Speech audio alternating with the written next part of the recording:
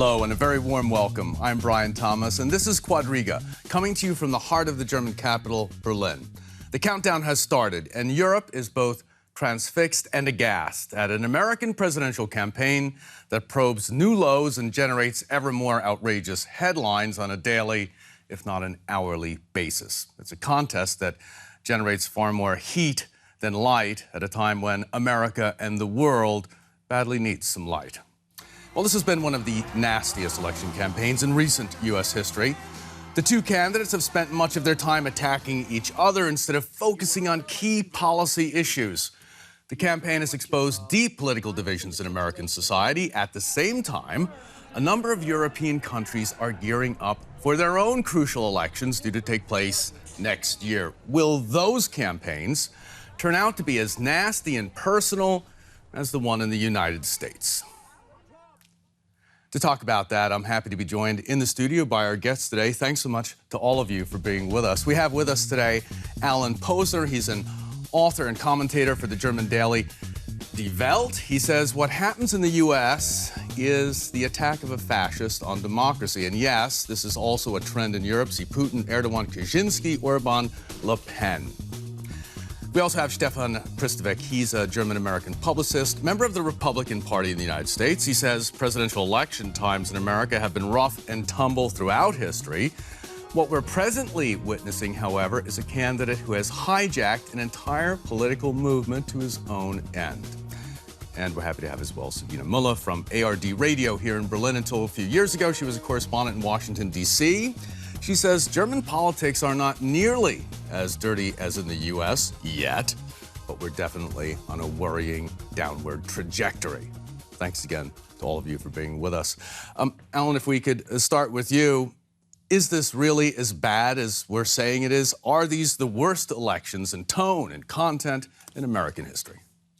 Well, I don't know about that, because you'd have, there have been some pretty bad, as Stefan said, there have been some pretty bad elections. If you think of the populist movement in the 20s and so on, there have been some bad things going on. But it has to do with issues. The point is that here is a guy who wants to delegitimize the democratic process, wants to delegitimize the political class, wants to delegitimize free trade and, if you will, the liberal order, which up till the end of Barack Obama's presidency seemed, set in stone.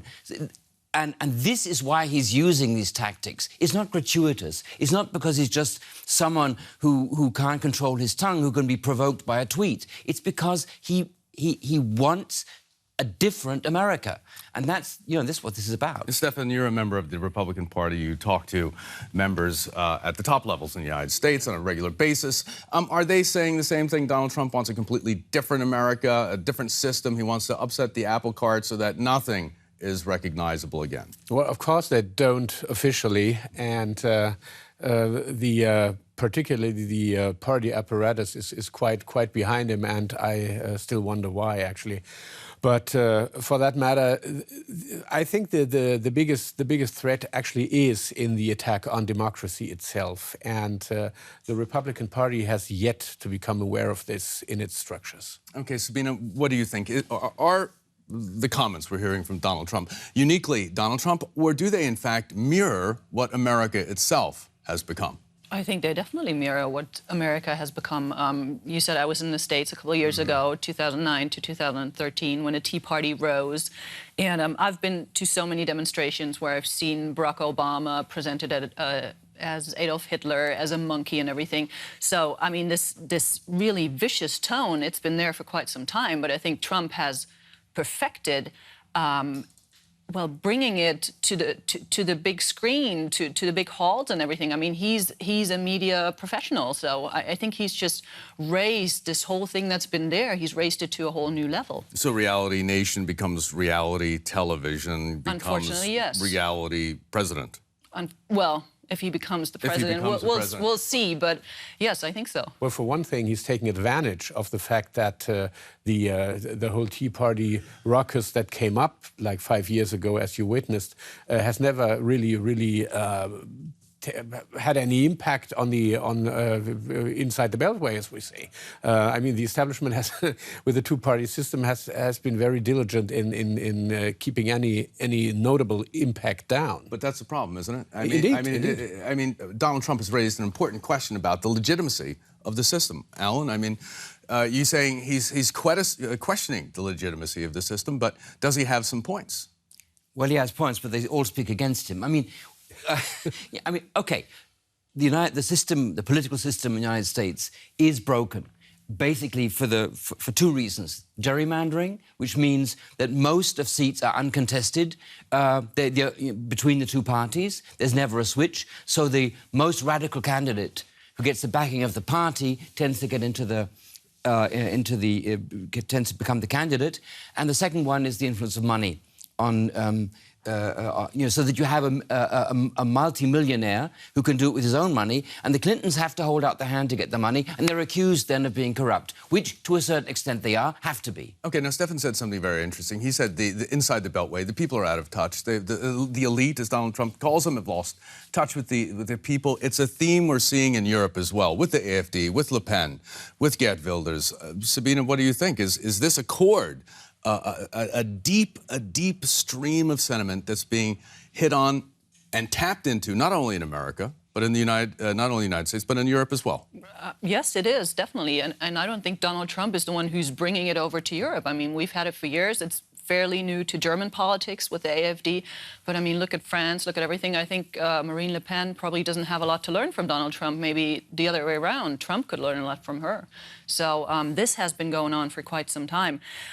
I'm not sure it's going to get as nasty, as personal as it is in the United States. But I think, I mean, we've seen in Germany, we've seen some pretty nasty politics in the past couple of months. I mean, just looking at the election in the state of Mecklenburg-Western Pomerania, I mean, the attacks have gotten so much worse. There have been, the Prime Minister has told, I would say, blatant lies in his campaign, saying Angela Merkel wants to let every refugee into this country, which is simply not true. But it's been said because he knew that he was playing to certain people.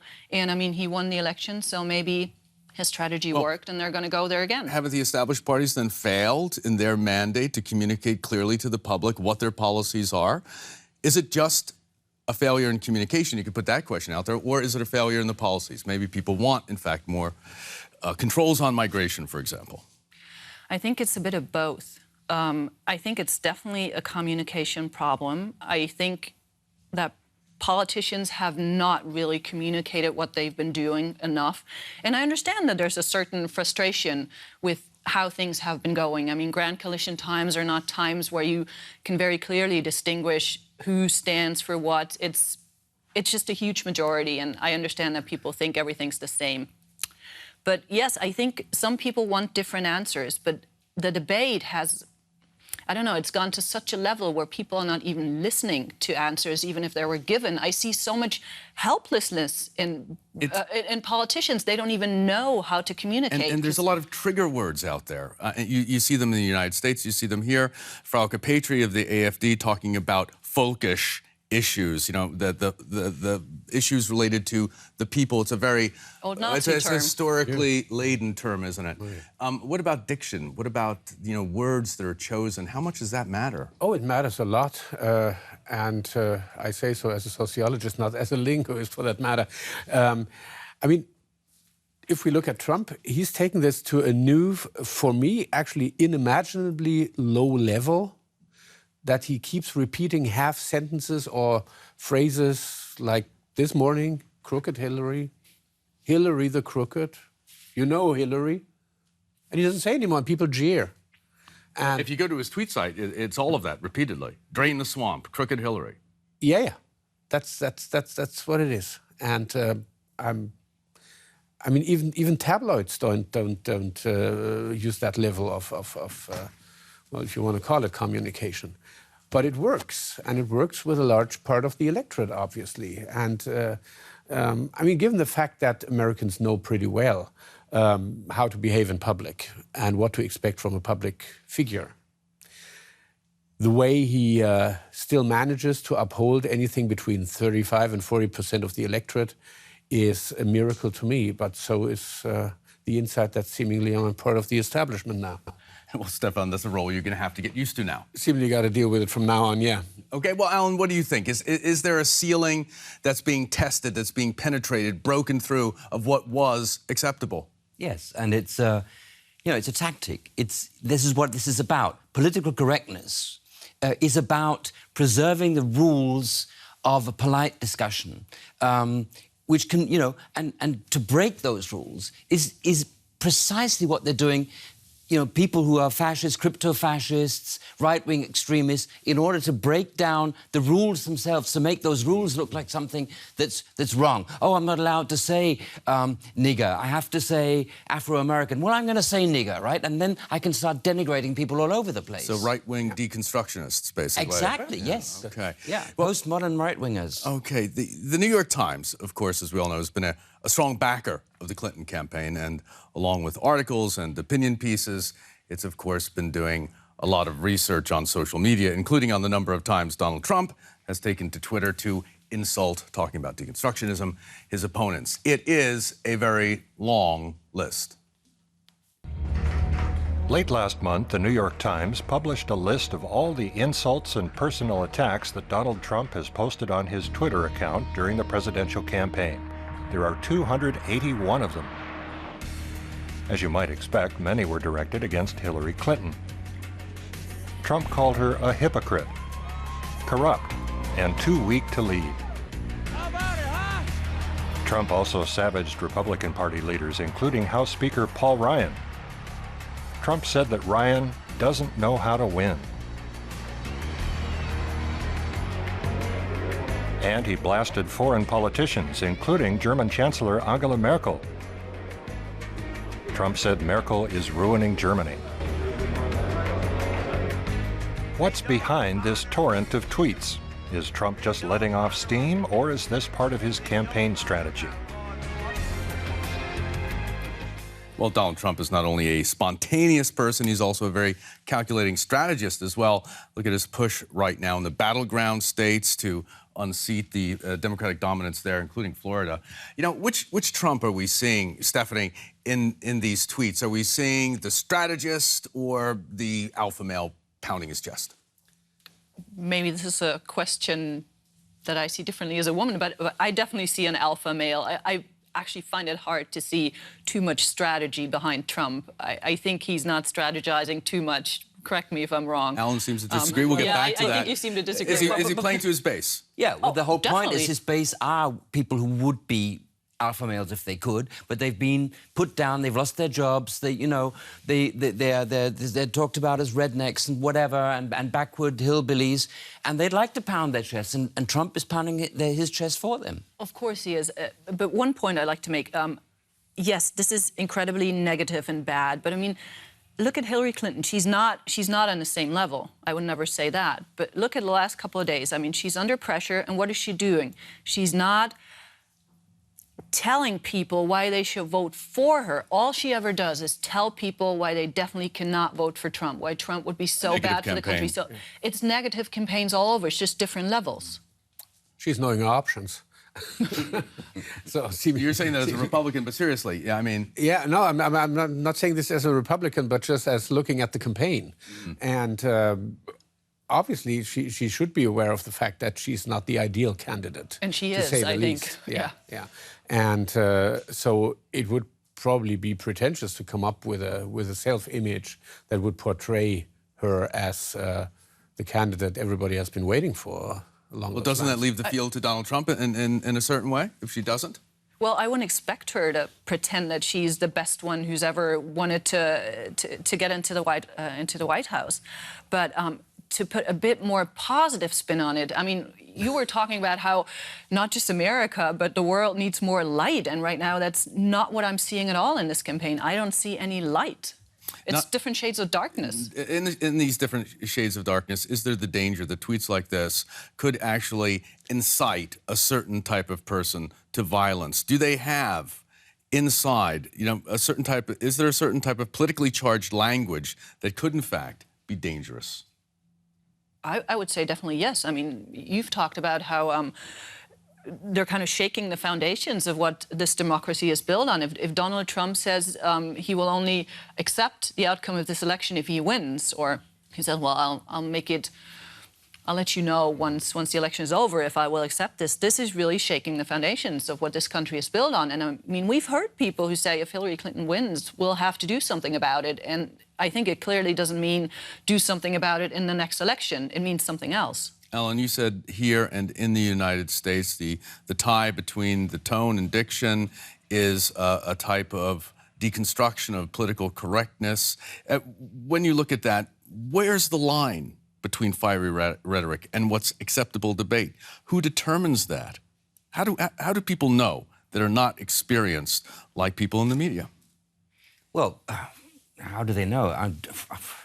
I can't answer that question. All I can say is if you see that people are denigrating our political institutions, for instance, like in Germany, they're saying, we are the people, meaning the people in the Bundestag, in our federal assembly, are not representing the people. That, obviously, is some kind of rhetoric which is denigrating the whole process, not just the people who are presently sitting there, because they were elected. They have the right to make decisions. And people say, I mean, like Trump does, I'm not going to accept the election result. If people say, like they do in Germany, we're not going to accept anything Mrs. Merkel does because unless there's been a referendum on it, and so on. This is the kind, I mean, you don't have to get personal. This is a political attack on the system of representative democracy. And that's what's worrying, because people will then take the law into their own hands. Even, if Trump wins legally and he says, I'm going to deport 11 million Latinos back to Mexico, how's he going to do it? He's going to need, posses. He's going to need, Probably he's not going to do it. Militias. I think. I don't know if we don't know if that's a realistic policy proposal. First of all, deporting 12 million people, but it certainly has mobilized a lot of voters. What do you think? Could this level of political invective be possible here in Germany, what we've seen Donald Trump saying? No, not on this level, I think. I mean, first of all, the very personal attacks. I don't see Sigmar Gabriel, the head of the Social Democrats, or anyone else calling Merkel a traitor, a nasty woman. I mean, that's... You've seen that some elements of the AfD, though, the Alternative for Germany. Yes, but I mean, right now we're seeing this pretty much on the levels that are fighting for the presidency. And you see that in the AfD, that's right. And I think diction has changed, even in the mainstream parties. I mean, everybody has been affected, not just the conservatives, who might be most under attack by the AfD. We've seen it in the Social Democrats. We've seen it in all the other parties. So, yes, I think there's a danger, but I think it's not going to go as low as it's going in the United States. Okay, who's to blame? Are we to blame? Is the media to blame? What do you think, Stefan? How did it get to this point that in the United States and in Europe, people are questioning the legitimacy of democratic institutions? The thing is that in the US, for instance, the Democrats have upheld a outward stance, much supported by the New York Times, for that matter, that a certain part of the electorate is continually voting against their own interests and these things, and we know better than thou, and this we all know how this goes down with the American population. Not at all. And I think, although some of the points might be legitimate, people don't see the point in what they do and why they vote and so on. This is deconstructing the democratic system from the other side. And I think it has helped in a way that we haven't imagined before. Alan, do you think there's a bigger chance here, because there is a general tendency, I would say, to defer to authorities who are especially trained and educated, that this type of appeal to the base is less possible, the one we're seeing in Germany? States? Yeah. Well, looking at German history, I wouldn't be too sure. The fact is, you have to accept that some people are better educated, that some people are better equipped to deal with certain situations, that there is such a thing as a political class and a political elite, and there is such a thing, I mean, as education, as a means towards advancement. You can't just sit there and say, oh, I was a failure in school, I've been a failure in my life, and I don't want these people telling me to do what to do. Do we want those people telling us what to do? No. I mean, I think there comes a point where you have to stop strewing ash on our head and say, yes, damn it, there is Sorry, pardon my French, that was French. You know, there is such a thing as leadership. Well, then the question becomes, how do you channel that energy? How do you channel those individuals in the society who are so critical of the elite that they perhaps despise them, to take that energy and make it into a fruitful part of the political process? And may I add a question? You said that there's such a thing as leadership. Yeah. Do we have good leadership in this country? No. Yeah. Well, then that would be part of the problem, wouldn't it? This tremendous vacuum that it exists. Yeah, we've seen, for instance, in Britain before the Brexit vote, David Cameron did not lead the country, and we've seen the shambles of the Brexit vote. Had he done, you know, so, and we're seeing in Germany a certain vacuum in leadership due to the so-called grand coalition, where no one attacks the other and so on, and it's all sort of a vacuum. Yes, that has to change. Into that vacuum comes social media. Right. Donald Trump has been tweeting, talking to motivate a base that includes people who have either never voted or have given up on voting.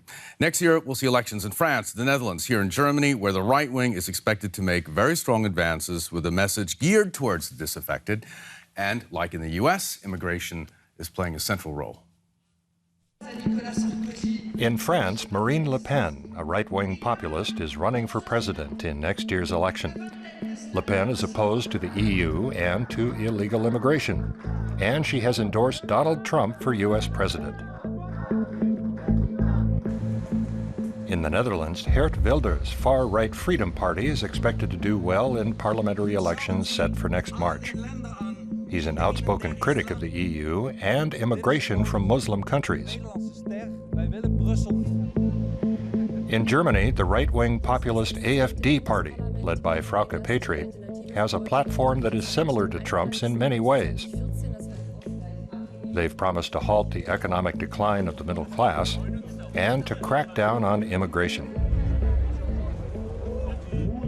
Has Donald Trump become a role model for right-wing political parties in Europe? If not a role model, certainly an inspiration. Are we looking at the five-pointed star of conservatism, the conservative international, let's call it, the right-wing international, Trump, Le Pen, Nigel Farage, Geert Wilders, Frauke Petry? Vladimir Putin. I'm talking about in the West. You're opening this up, huh?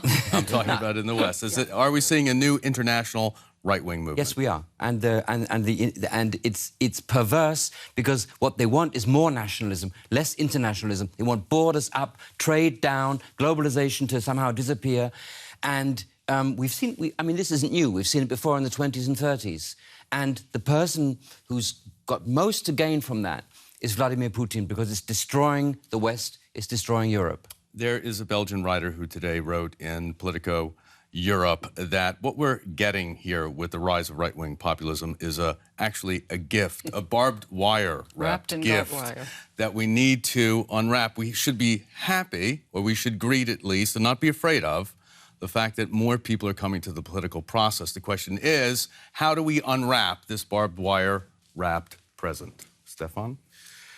Well, I don't really see the point. Of course, getting people involved in the political process is something that could have been done earlier and more thoroughly in the US. We had so many chances. You still have marvelous things like write-in ballots and stuff, so people could do a lot if they wish to. But I don't see the point. I have still the feeling that as a post-war transatlantic kid that I'm just in the wrong movie here. Okay, Stephanie, what do you think? Can we unwrap this barbed wire? I think right now, present? I think right now no one knows how to unwrap it. I certainly don't, and I have the sinking feeling that politicians don't know how to unwrap this if it actually is a gift. Okay, is that a jump-off point for national discussion? What do we do about these people that want to come into the political process but are difficult to mainstream? Well, we'll have to talk about this, sure. Alan? Yeah, it's not a gift. You know, the whole point about representative democracy is keeping the thugs out of politics. Is also keeping... They're 40% of the electorate in the United States. No. Not everyone who votes Trump is a thug. But Trump is a thug. Right now, I'm going on record saying that he's a thug. And he's misusing democracy. And the point about representative democracy is keep these people, the Trumps, the Le Pens, keep them out. Okay, this discussion will be continuing to remain with us in the weeks and certainly the months ahead.